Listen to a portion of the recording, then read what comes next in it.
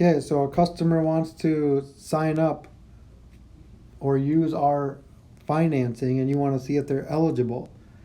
So you would pull up this GreenSky app. It is the white and green app, the GS app. It is not the black and green GS app. It is the white and green GS app. Okay, so I'll show that at the end of the video, but for point of privacy, I have it blocked out right here, and I've already keyed in everything. So we'll go back to what it looks like at the end. So I'm going to click log in. Okay, so then we're going to do a new application. So now that I'm in, I'm going to do a new application. It's in the top left-hand corner. And then I just start filling out boxes, okay? So start with the top, plan number. You don't have to know what the plan number is, just click on it. We currently have these 3 plans going at the time of this video. They sometimes change, so that is important to go ahead and make sure you're picking the right one. In this example, let's just say that I'm using the 0% interest for 12 months. I click on that one. The amount requested, if you've already picked an option or if you're trying to do a pre-approval, you can go over. So let's just say that one of the options that this customer is looking at is $4,000. You could still see if they're approved for $5,000. You should always put something in here, even though it says it's optional. The reference number would be like a job number if that's what you wanted to put in there, or you can leave that one blank. So I'll hit continue. Now you're going to get this screen that says you can fill it out manually. You can scan a driver's license or use your current location.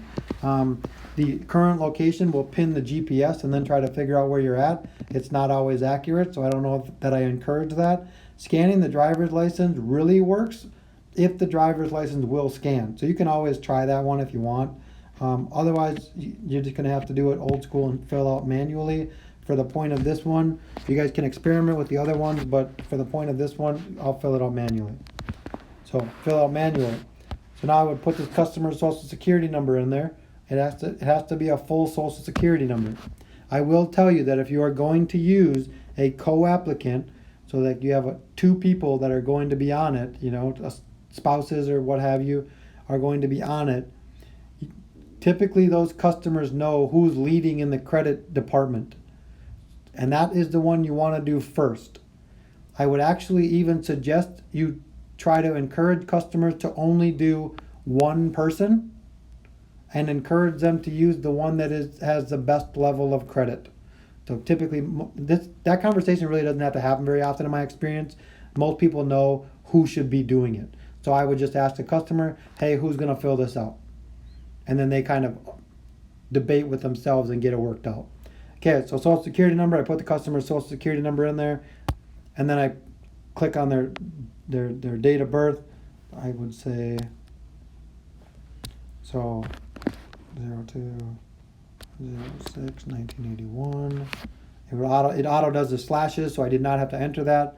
Street number. Now the street number gets to a point, if you need to read this, some people get like nervous about it. It's only asking for the numeric portion of the address. So if it was 9619 Oakland Avenue South, it's only asking for the 9619. Okay, it is not asking. If I hit space and trying to hit the space button, it won't let me do anything. Customers sometimes aren't paying attention and they're looking for their alphabet to change and stuff like that on the keyboard. It's not going to do that. It's only asking for the street number. Zip code, let's just say it's the zip code. Just enter that. They do need a good valid email address. This is not for like some of the notifications we actually need in order to get this approved are going to come via email. So they need a good working email. They need a good working phone number because they will actually get a text notification as well. That will speed it up for you. The gross annual income. This one here sometimes trips people up. So you are using total household income. Okay, so it is total household income. It is, so if I make $30,000 and my wife makes $40,000, my answer is going to be $70,000. Okay, so I would put $70,000 in there. If I'm doing a co-applicant, okay, so I'm going to click a co-applicant. Now they do the same thing. They put on all that information. When they get to gross annual income, they also, so remember my example, 30,000 and 40,000. The answer is the same. They would put the same $70,000 as the top one. Okay, because it's total household income. But again, I would encourage you to not do co-applicants and just go one person at a time, and then you would click continue. Now, I can't do that because I'm not actually filling one out right now, but you would hit continue. The next page is going to come up with a bunch of legal documentation stuff, and you're going to verify that everything that they have entered is typed correctly. And then they will hit submit, and you'll get the little spinning wheel like it's trying to search, and you will automatically get a notification as to whether or not it has been approved or not approved. And then I will do another video on how you would do a transaction authorization.